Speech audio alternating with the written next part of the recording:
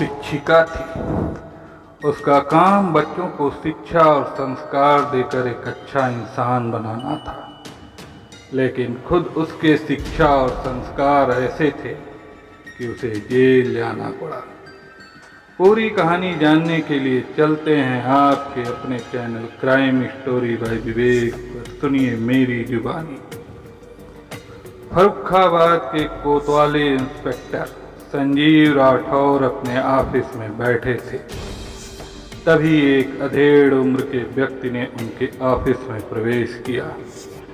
दिखने में वह संभ्रांत लग रहा था, लेकिन उसके माथे पर परेशानी की लकीरें थीं। राठौर ने उस व्यक्ति को सामने पड़ी कुर्सी पर बैठने का इशारा किया, फिर पूछा, आप कुछ परेशान दिख रहे हैं, आप अपनी परेशानी बताएं ताकि हम आपकी मदद कर सकें।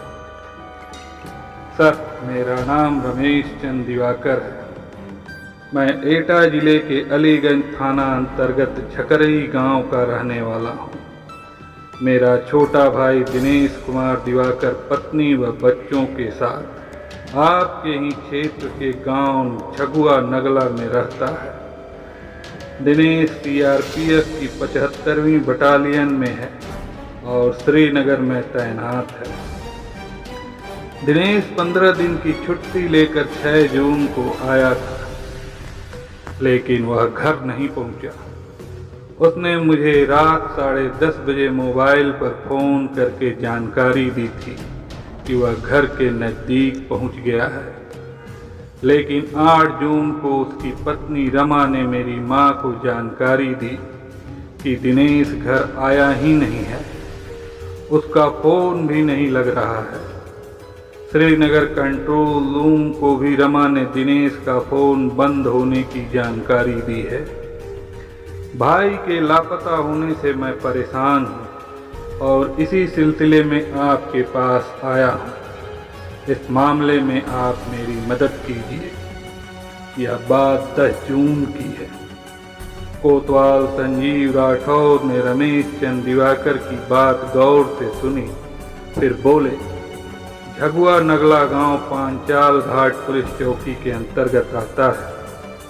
8 जून को इस गांव के बाहर एक युवक की अधजली लाश बरामद हुई थी। अज्ञात में पंचनामा भरकर लाश को पोस्टमार्टम हाउस भेज दिया गया था। लाश की कुछ फोटो है, आप उन्हें देख लो। श्री राठौर ने लाश की फोटो मंगवाए, फिर रमेश चंद्र को देखने के लिए थमा दिए। रमेश चंद्र ने सभी फोटो गौर से देखे और फपक पड़े, सर, ये फोटो मेरे भाई दिनेश की लाश के हैं। इसके बाद रमेश चंद ने मोबाइल फ़ोन से घर वालों को सूचना दी तो घर में हाहाकार मच गया। थाना प्रभारी संजीव राठौर ने रमेश चंद को धैर्य बंधाया, फिर मृतक के संबंध में जानकारियां जुटाई। इसके बाद उन्होंने पूछा, रमेश जी, आपको किसी पर शक है? हाँ है, रमेश चंद गंभीर होकर बोले। किस पर? संजीव राठौर ने अचकचाकर पूछा। भाई दिनेश की पत्नी रमा और उसके आशिक अनमोल उर्फ अमन पर। हत्या की जानकारी रमा के भाई राहुल को भी होगी, लेकिन वह बहन के गुनाह को छिपाना चाहता है। रमेश चंद दिवाकर की बात सुनकर संजीव राठौर चौंके। उन्होंने इस घटना की सूचना एसएसपी संतोष कुमार मिश्रा को दे दी।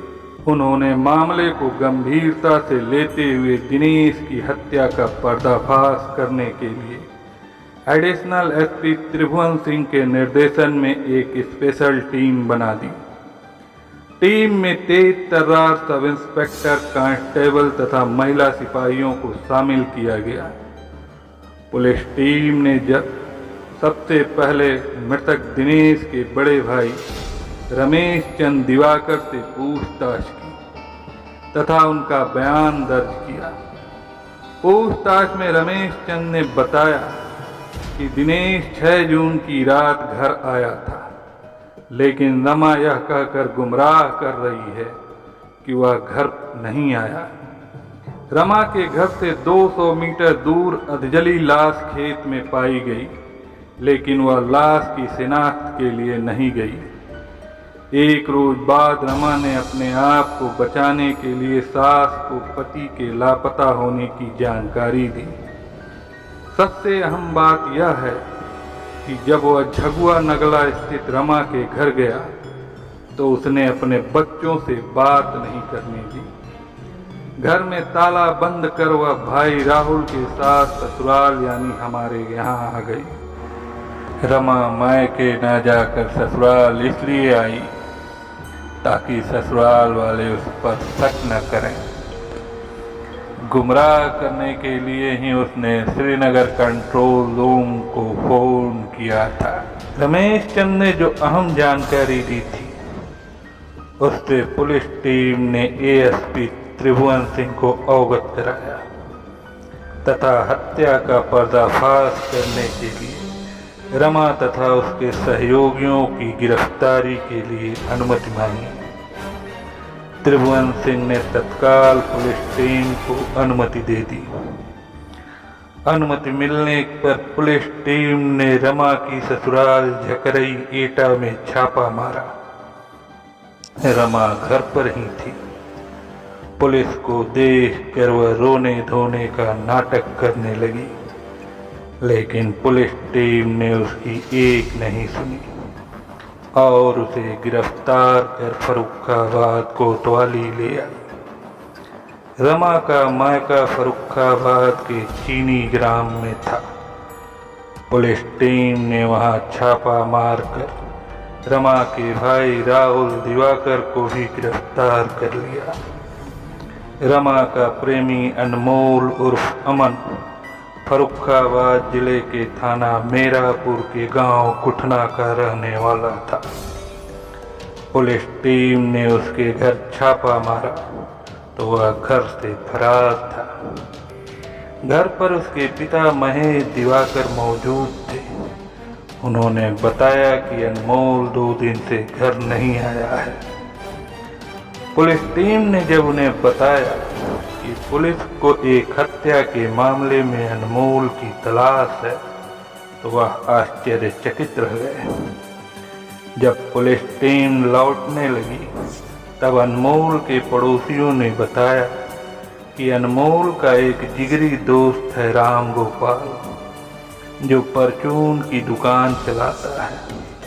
अनमोल जब भी फुर्सत में होता है तब राम गोपाल की दुकान पर पहुंच जाता है। दोनों घंटों बतियाते और अपने दिल की बात एक दूसरे को बताते हैं। राम गोपाल को पता होगा कि अनमोल कहाँ है। यह जानकारी मिलते ही पुलिस टीम ने राम गोपाल को उसके परचून की दुकान से हिरासत में ले लिया और थाना कोतवाली लाकर जब उससे अनमोल के संबंध में पूछताछ की गई तो वह उसकी जानकारी से मुकर गया। इस पर पुलिस ने उससे सख्ती से पूछताछ की। तब उसने बताया कि अनमोल का एक दोस्त कमलकांत शर्मा है, जो उसी के गांव गुठना का रहने वाला है।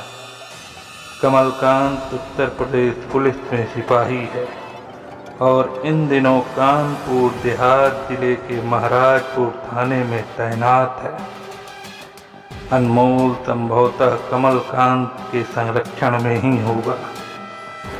राम गोपाल से अनमोल के संबंध में अहम जानकारी मिली तो पुलिस टीम ने महाराजपुर थाने से संपर्क करके सिपाही कमलकांत शर्मा से मोबाइल पर बात की।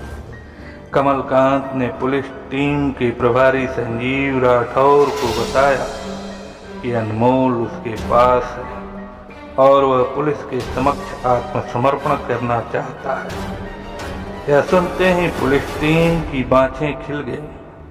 इसके बाद पुलिस टीम सिपाही कमलकांत के आवास पर पहुंची और अनमोल को फर्रुखाबाद कोतवाली ले आई। अनमोल को गिरफ्तार करने के बाद पुलिस टीम ने उसके दोस्त राम गोपाल को थाने से रिहा कर दिया। पुलिस टीम ने थाना कोतवाली पर अनमोल उर्फ अमन से दिनेश कुमार की हत्या के संबंध में पूछताछ शुरू की तो उसने सहज ही हत्या का जुर्म स्वीकार कर लिया। उसने बताया कि वह दिनेश की पत्नी रमा से प्यार करता है। दोनों के बीच नाजायज संबंध बन गए थे। दिनेश नाजायज संबंधों का विरोध करता था, इसलिए हम दोनों ने मिलकर उसकी हत्या कर दी और शव को खेत में फेंक कर जला दिया। अनमोल ने यह भी बताया कि उसे दिनेश की हत्या का कोई अफसोस नहीं है, बल्कि खुशी है कि उसकी जान बच गई, क्योंकि दिनेश उसे व उसकी प्रेमिका को मारने ही आया था। इसी वजह से वह घर में बिना किसी को बताए छुट्टी लेकर घर आ गया था।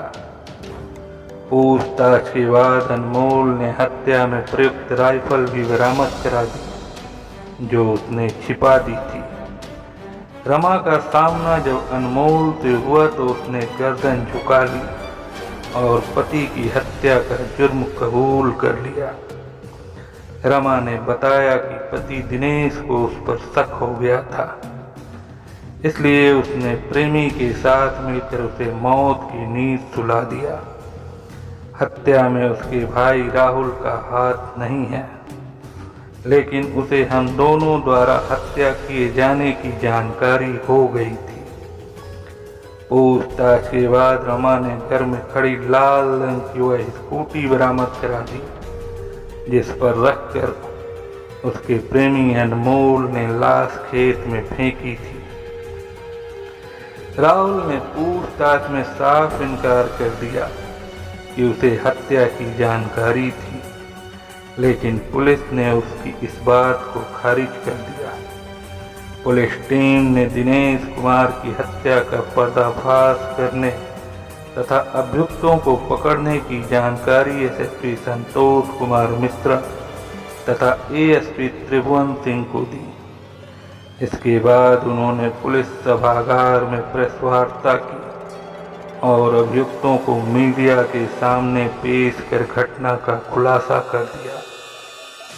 क्योंकि अभियुक्तों ने हत्या का जुर्म कबूल कर लिया था, इसलिए कोतवाली प्रभारी संजीव राठौर ने मृतक के बड़े भाई रमेश चंद दिवाकर को वादी बनाकर भारतीय दंड विधान की धारा 302 के तहत रमा, अनमोल तथा राहुल के विरुद्ध रिपोर्ट दर्ज कर दी और तीनों को गिरफ्तार कर लिया। पुलिस जांच में एक अध्यापिका की पाप लीला की सनसनीखेज कहानी सामने आई। उत्तर प्रदेश के फर्रुखाबाद शहर आलू और बीड़ी उत्पादन के लिए दूर दूर तक मशहूर है। यहाँ पर आलू खुदाई और बीड़ी बनाने वाले मजदूर ठेके पर काम करते हैं। आलू खुदाई का समय तो मात्र 3 महीने ही चलता है, लेकिन बीड़ी बनाने का काम पूरे साल चलता है। यहाँ का बीड़ी उत्पादन का कारोबार कई राज्यों में फैला हुआ है। बीड़ी व्यापार के लिए दूर दूर से व्यापारी आते हैं। इसे मजदूरों का शहर कहा जाता है। इस शहर का नाम फर्रुखाबाद कैसे पड़ा, इसकी भी एक कहावत है। पहले फर्क बात में, बाद उसको कहते हैं फर्रुखाबाद, यानी बात में फर्क और विवाद, हर बात में झूठ फरेब का बोलबाला। इसी फर्रुखाबाद जिले का एक गांव है चीनी ग्राम। इसी गांव में देवकरण दिवाकर अपने परिवार के साथ रहते थे। उनके परिवार में पत्नी मालती के अलावा बेटी रमा तथा बेटा राहुल था। देवकरण दिवाकर प्रतिष्ठित व्यक्ति थे। उनकी आर्थिक स्थिति मजबूत थी। घर में सभी भौतिक सुख सुविधाएं थीं। उनकी बेटी रमा खूबसूरत थी। जवानी की राह पर कदम रखते ही उसकी सुंदरता में और निखार आ गया। उसे चाहने वाले अनेक थे, लेकिन वह किसी को भाव नहीं देती थी। रमा जितनी खूबसूरत थी उतनी ही पढ़ने लिखने में भी तेज थी। उसने हाई स्कूल व इंटरमीडिएट की परीक्षाएं प्रथम श्रेणी में पास कर छत्रपति साहू महाराज विश्वविद्यालय कानपुर से बीए और बीएड किया। उसी दरमियान उत्तर प्रदेश सरकार ने प्राथमिक शिक्षकों की भर्ती का विज्ञापन जारी किया। रमा ने भी आवेदन किया, लेकिन किसी कारणवश परीक्षा रद्द हो गई, जिससे रमा की शिक्षक बनने की तमन्ना अधूरी रह गई। देवकरण को जवान बेटी की ब्याह की चिंता सताने लगी, इसलिए वह उसके लिए उपयुक्त लड़का तलाशने लगे।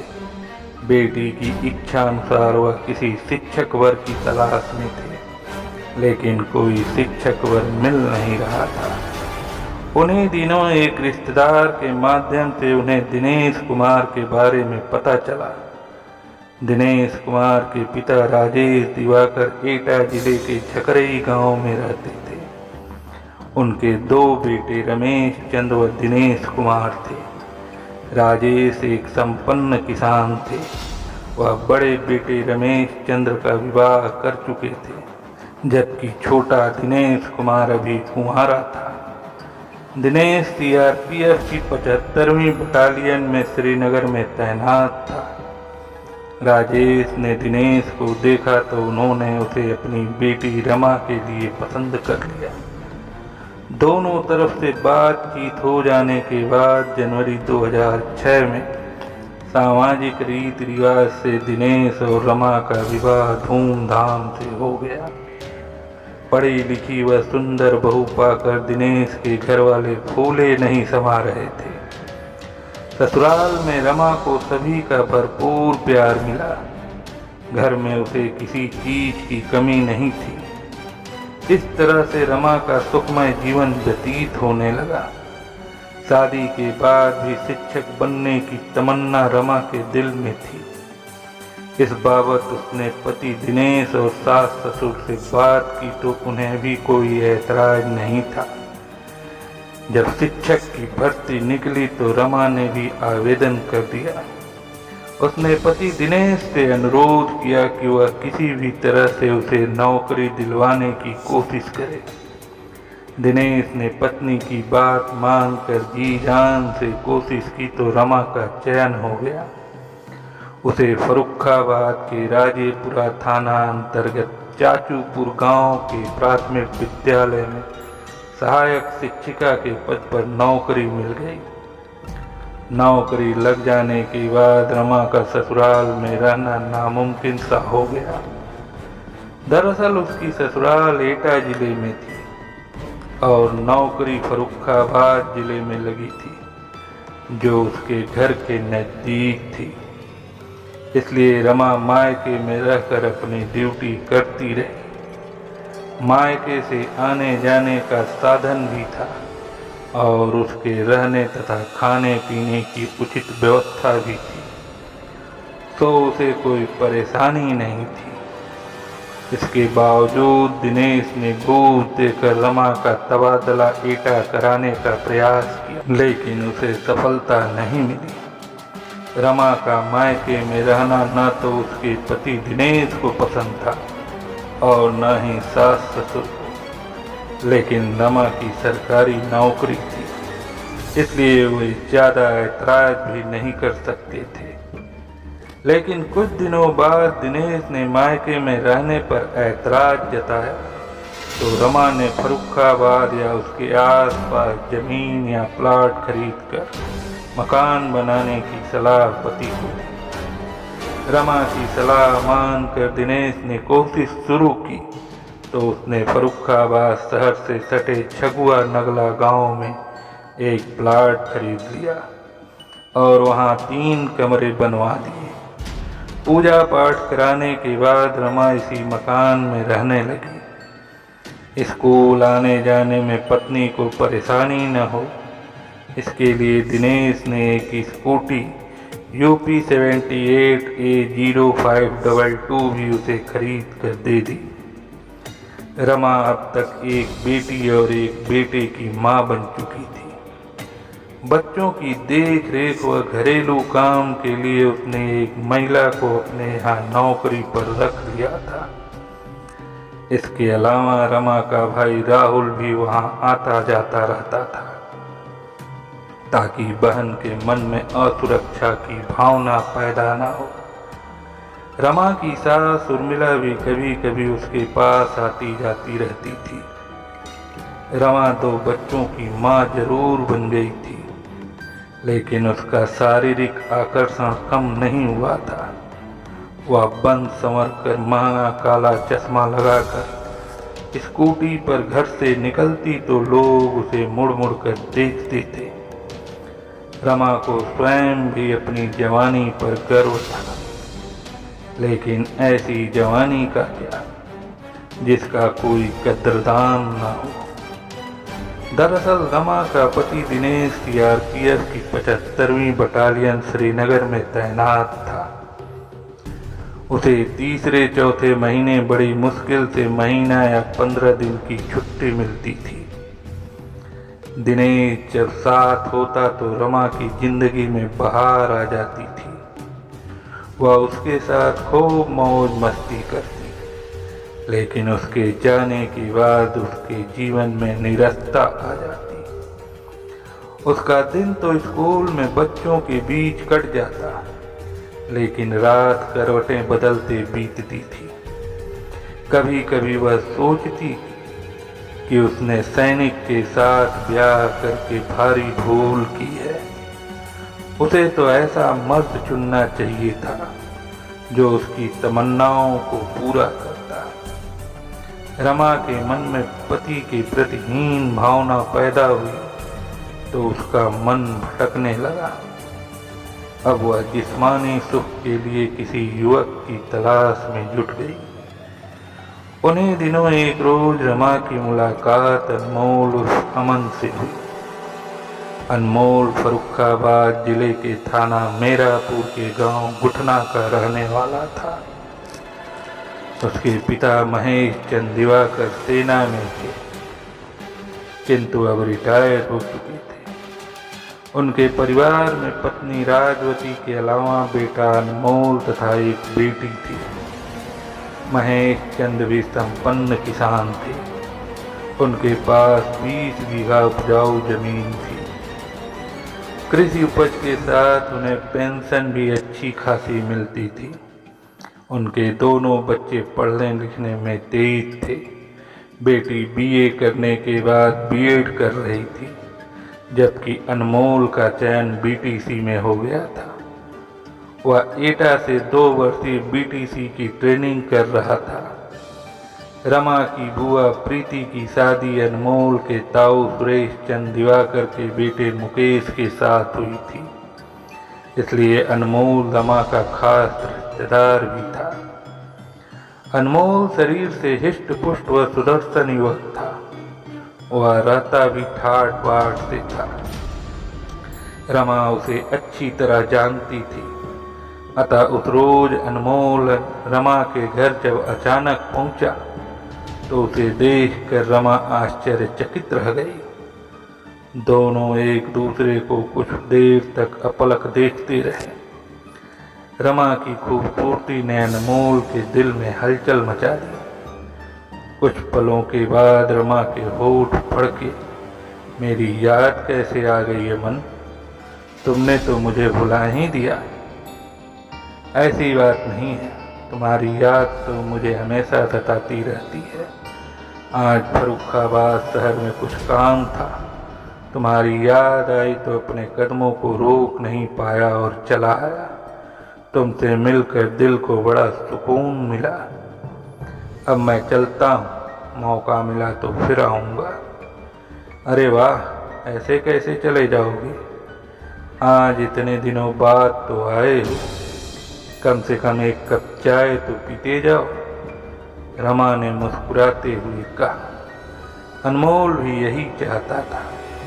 कुछ देर में ही रमा 2 कप चाय बनाकर ले आई। चाय पीने के दौरान अनमोल की नजरें रमा की देह पर ही टिकी रहीं।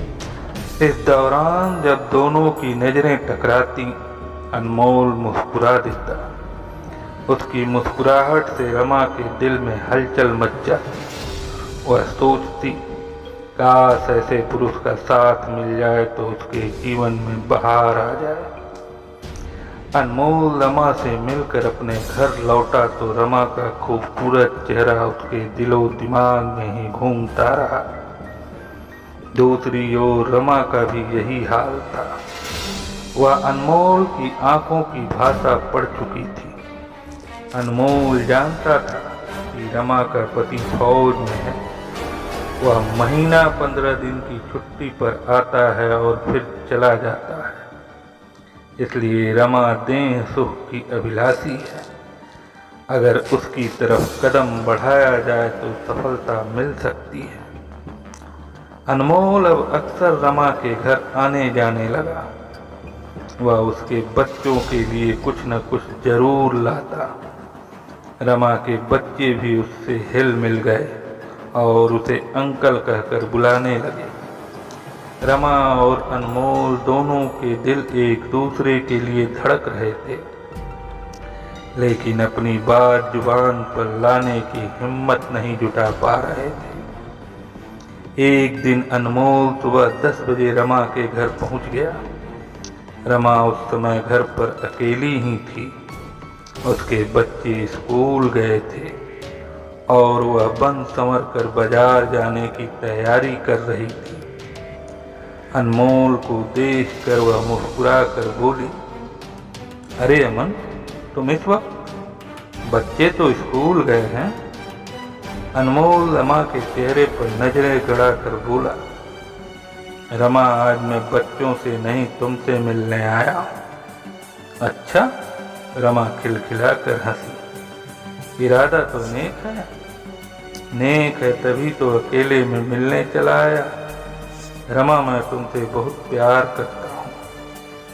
अनमोल ने सीधे ही मन की बात कह दी। अनमोल, तुमने यह बात कह तो दी, लेकिन जानते हो प्यार की राह में कितने कांटे हैं? रमा ने गंभीरता से कहा, मैं शादीशुदा और 2 बच्चों की माँ हूँ। जानता हूँ, फिर भी जब तुम कहोगी मैं सारी बाधाओं को तोड़ दूंगा। अनमोल ने रमा के करीब जाकर कहा। इसके बाद अनमोल के गले में बाहें डालकर रमा ने कहा, अनमोल, मैं भी तुम्हें बहुत चाहती हूँ, लेकिन शर्म की वजह से दिल की बात नहीं कह पा रही थी।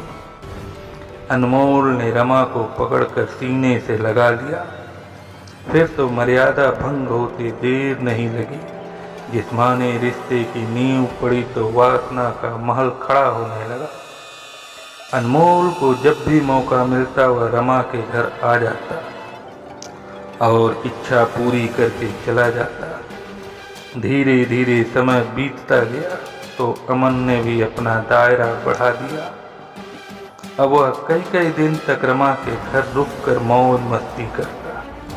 रमा रात को अपने बच्चों को डांट टपट कर दूसरे कमरे में सुला देती और खुद प्रेमी अनमोल के साथ रात भर जिस्मानी सुख का आनंद उठाती। कहावत है कि औरत जब फिसलती है तो वह सारी मर्यादाओं को ताक पर रख देती है। रमा फिसली तो उसने भी सारी मर्यादाओं पर पलीता लगा दिया। अनमोल के इश्क में अंधी रमा यह भूल गई कि वह 2 बच्चों की माँ है, उसके परिवार की मान मर्यादा है और उसका पति देश की सुरक्षा में अपनी जान हथेली पर रखे हुए है। अनमोल के आने का सिलसिला बढ़ता गया तो पास पड़ोस के लोगों की नज़रों में दोनों खटकने लगे। कुछ महीने बाद दिनेश छुट्टी पर आया तो लोगों ने रमा और अनमोल के बारे में उसे बताया। पड़ोसियों की बात सुनकर दिनेश का माथा ठनका। उसने अपनी बेटी व बेटे से पूछा तो दोनों ने बताया कि अमन अंकल घर आते हैं और रात को घर में रुकते हैं। मासूमों ने यह बात भी बताई कि मम्मी उन दोनों को अपने कमरे में नहीं लिटाती, वह उन्हें डांट कर दूसरे कमरे में बंद कर देती है। और खुद अमन अंकल के साथ सोती है। दिनेश पत्नी रमा पर बहुत अधिक भरोसा करता था, लेकिन आज उसका भरोसा टूट गया था। उसने गुस्से में पूछा, रमा, हमारी गैर मौजूदगी में अनमोल यहाँ क्यों आता है? वह रात में क्यों रुकता है? तुम दोनों के बीच क्या खिचड़ी पकती है? वैसे मुझे उड़ती खबर मिली है कि तुम्हारे और अनमोल के बीच नाजायज संबंध है। रमा न डरी न लजाई, बेबाक आवाज में बोली, जिनके पति परदेश में होते हैं उनकी पत्नियों पर ऐसे ही इल्जाम लगाए जाते हैं। इसमें नया कुछ नहीं है। पड़ोसियों ने कान भरे और तुमने सच मान लिया। तुम्हें अपनी पत्नी पर भरोसा करना चाहिए। लेकिन दिनेश ने रमा की एक न सुनी। उसने उसे जमकर पीटा और सख्त हिदायत दी कि अनमोल घर आया तो उसकी खैर नहीं। उसने अनमोल को भी उसके गांव जाकर फटकारा और उसके माँ बाप से उसकी शिकायत की। दिनेश जितने दिन घर में रहा, अनमोल को लेकर उसका झगड़ा पत्नी से होता रहा। बात बढ़ जाती तो दिनेश रमा की पिटाई भी कर देता। छुट्टी खत्म होने के बाद दिनेश अपने ड्यूटी पर चला गया। दिनेश के जाते ही रमा और अनमोल का मिलन फिर से शुरू हो गया। हाँ, इतना जरूर हुआ कि अनमोल अब दिन के बजाय रात को आने लगा था। प्रेमिका की पिटाई से अनमोल आहत था। उसका मन करता था कि वह दिनेश को सबक सिखा दे। रमा जान चुकी थी कि उसके बच्चे उसकी शिकायत दिनेश से कर देंगे, इसलिए वह अब बच्चों से भी सतर्क रहने लगी थी। बच्चों के सो जाने के बाद ही वह अनमोल को फोन कर घर बुलाती थी। अनमोल शराब पीता था। उसने रमा को भी शराब का चस्का लगा दिया था। बिस्तर पर जाने से पहले दोनों जान टकराती थी। मई के महीने में दिनेश छुट्टी लेकर घर आया तो पता चला कि अनमोल मना करने के बावजूद उसके घर आता है। रमा उसे मना करने के बजाय उसके साथ शराब पीती है। यह सब जानकर दिनेश का खून खौल उठा। उसने जमकर रमा की पिटाई की और धमकी दी कि जिस दिन वह दोनों को साथ देख लेगा उसी दिन उनके सीने में गोली उतार देगा। उसने रमा के नाजायज रिश्तों की जानकारी अपने भाई रमेश चंद को भी दे दी। कुछ दिन घर रुककर वह वापस श्रीनगर चला गया, लेकिन इस बार दिनेश का मन ड्यूटी पर नहीं लगा। उसने किसी तरह अपने अधिकारी से आने के 20 दिन बाद ही 15 दिन की छुट्टी मंजूर करा ली। इस बार दिनेश ने छुट्टी मंजूर होने तथा घर आने की सूचना किसी को नहीं दी। हर बार वह छुट्टी मिलने की सूचना फोन से पत्नी को दे देता था। इसकी वजह यह थी कि वह अचानक घर पहुंचकर देखना चाहता था कि पत्नी पीठ पीछे क्या करती है। इधर दिनेश के जाते ही रमा और अनमोल फिर से मौज मस्ती में डूबने लगे। उन दोनों को विश्वास था कि अब 4 महीने बाद ही दिनेश छुट्टी लेकर घर आएगा। लेकिन दिनेश 6 जून 2019 की रात 11 बजे ही अपने घर छगुआ नगला आ गया। दरअसल वह दोनों को रंगे हाथ पकड़ने तथा उनका काम तमाम करने ही आया था।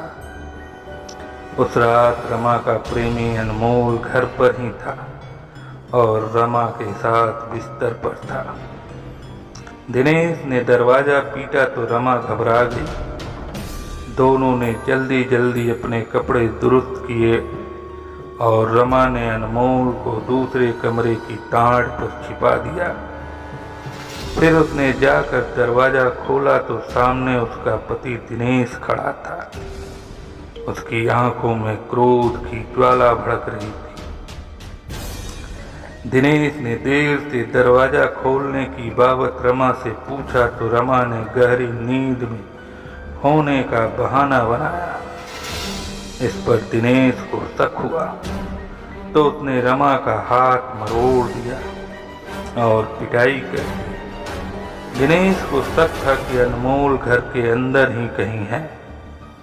अपने शक की पुष्टि के लिए उसने सभी कमरों की तलाशी ली, लेकिन उसे अनमोल कहीं दिखाई नहीं दिया।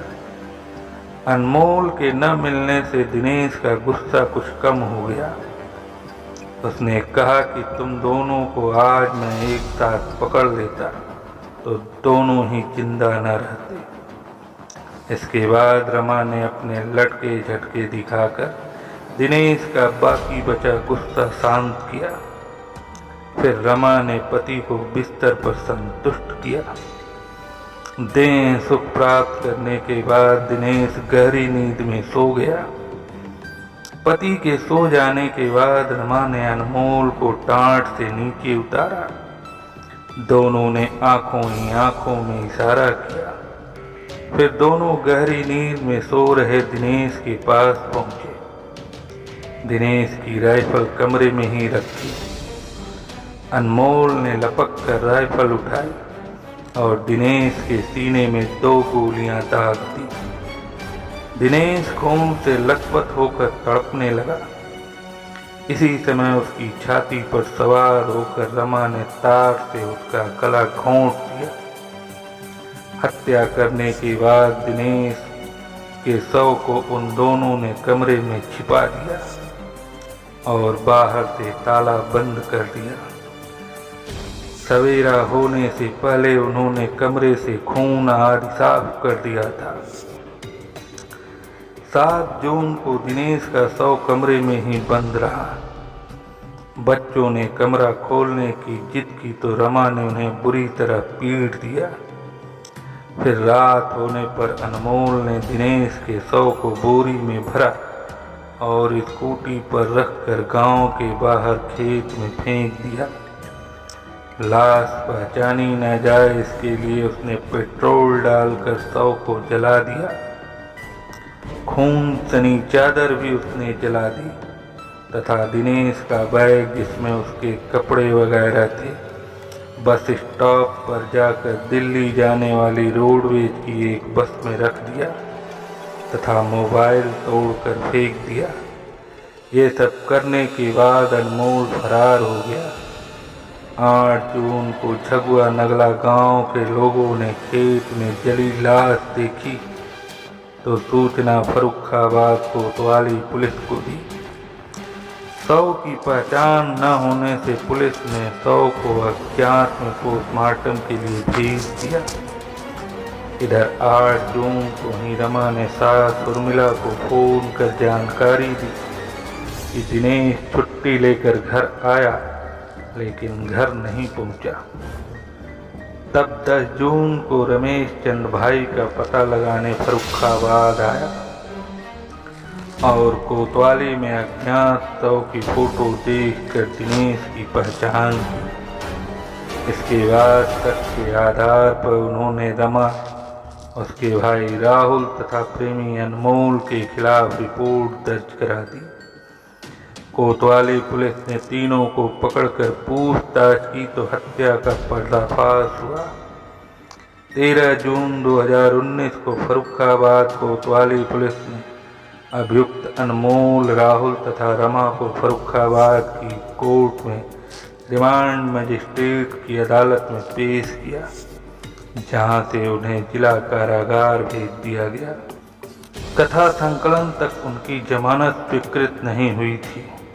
रमा की बेटी तथा बेटा अपने दादा दादी के पास सुरक्षित थे। अनमोल ने दिनेश को राइफल से 2 गोलियां मारी थीं।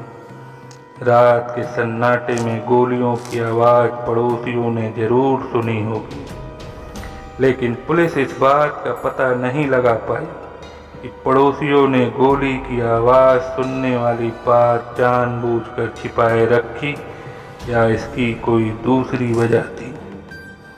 कथा पुलिस सूत्रों पर आधारित है। आशा करता हूँ कि आपको यह कहानी ज़रूर अच्छी लगी होगी। तो आप मुझे लाइक और कमेंट करके ज़रूर बताएंगे। और हाँ, इस चैनल को ज़रूर सब्सक्राइब कर लें ताकि हमारी आने वाली कहानियों की नोटिफिकेशन आपको तुरंत मिलती रहे। धन्यवाद।